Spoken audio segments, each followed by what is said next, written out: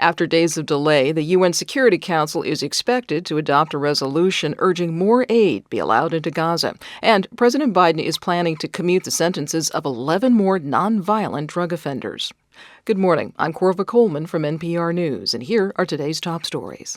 Health authorities in Gaza say more than 20,000 Palestinians have been killed in Israeli attacks since the war started 2 months ago. Thousands more are unaccounted for. The war began when Hamas militants attacked Israel.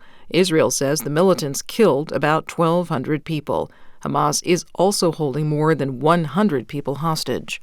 After several days of delays and tough negotiations, the UN Security Council is expected to adopt a resolution to try to get more aid into Gaza.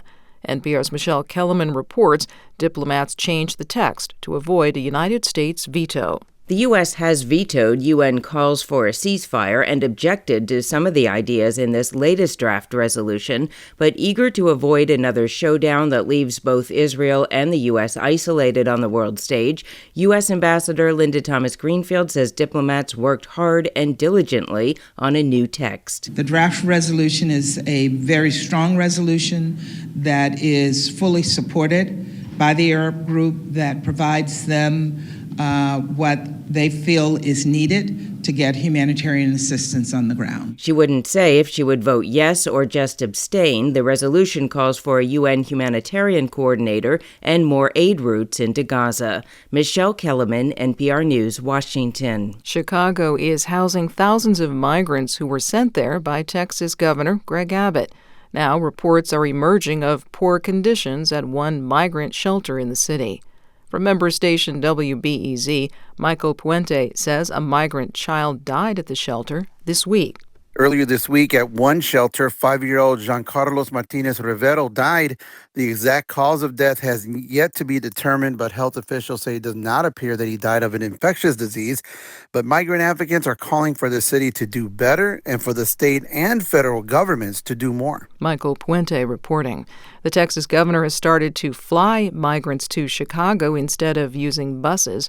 Chicago is impounding the buses. President Biden will commute the sentences of 11 people who are serving time for nonviolent drug offenses.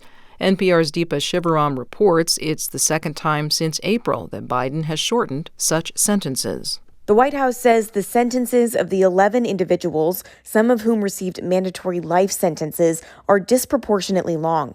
In addition to the clemency actions, Biden is also issuing a proclamation that will pardon marijuana offenses like possession and use on federal lands.